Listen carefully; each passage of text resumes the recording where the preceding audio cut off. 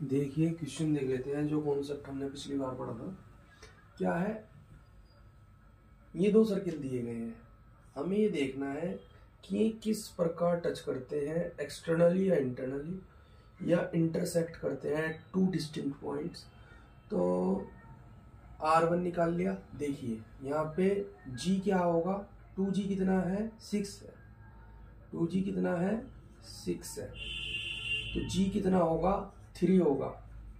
Centre के coordinate क्या होते हैं, -G -F। तो यहाँ पे G कितना हुआ, 3, तो -3, और यहाँ पर भी -3। इसी तरह इसके लिए सेंटर के क्या कोऑर्डिनेट होंगे, -2 -4।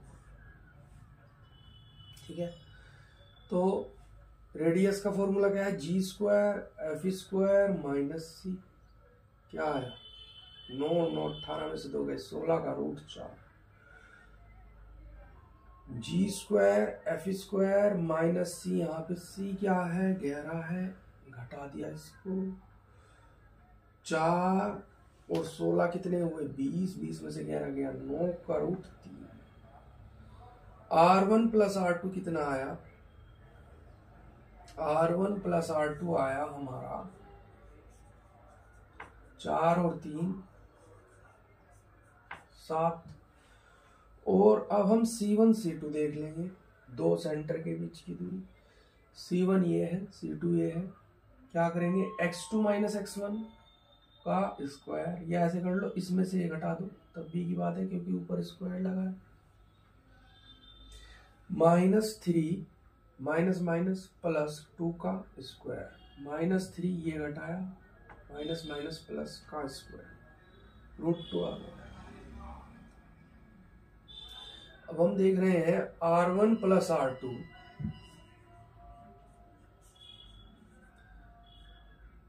Is greater than C1 C2,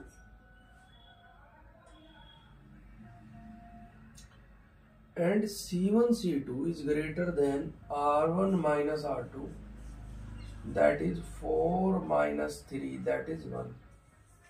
क्योंकि ये √2 है, √2 का मान 1 से बड़ा होता है। तो हम देख रहे हैं कि स्थिति कैसी बनेगी इन दो सर्किल्स की। इनकी स्थिति बनेगी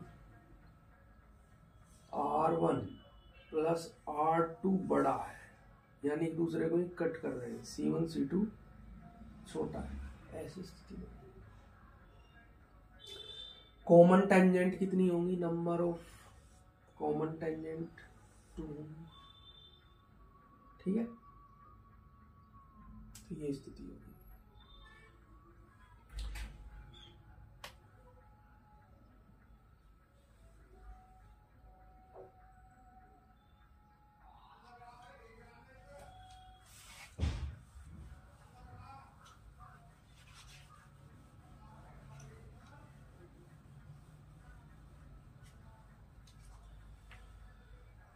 अच्छा, अगर एक सर्किल हमारे पास है, उस पर टेंजेंट ड्रॉ करनी है, तो टेंजेंट कैसे ड्रॉ करते हैं। देखिए फंडा ये है, कोई भी हमें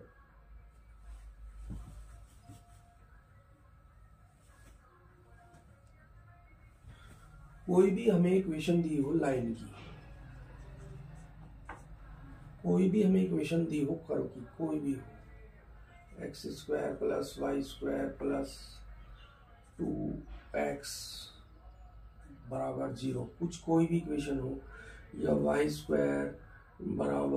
4x हो, कोई भी इक्वेशन हो, ये लाइन की इक्वेशन जो है इसकी टेंजेंट कब होगी, जब ये इसे केवल एक पॉइंट पर टच करती होगी, यानी जब हम y इसमें रखें, y की जगह हम इसमें y का मान रखें, तो x का केवल और केवल एक मान प्राप्त होना चाहिए।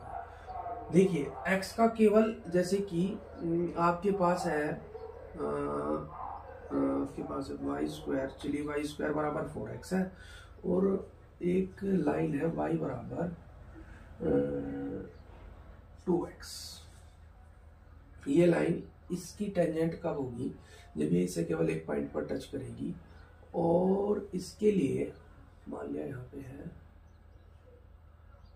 कुछ भी ले लो, 5 है, ठीक है।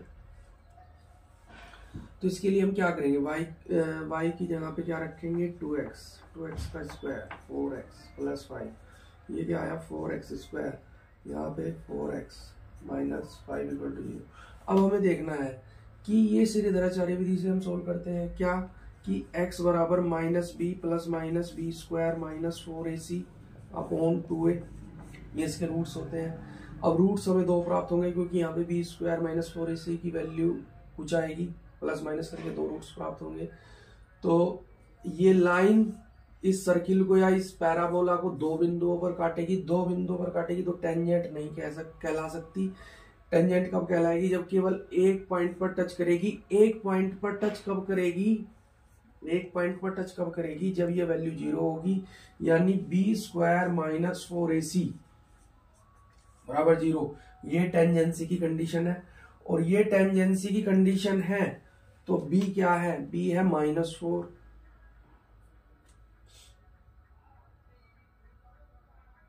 b क्या है, b है -4, -4 का स्क्वायर और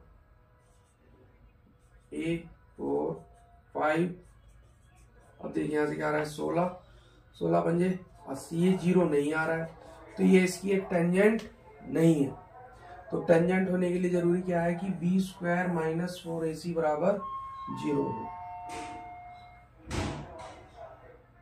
तो इससे अगर हमें कोई उसमें वेरिएबल दिख रहा है तो हम इस कंडीशन को पुट करके उसकी वैल्यू निकाल सकते हैं।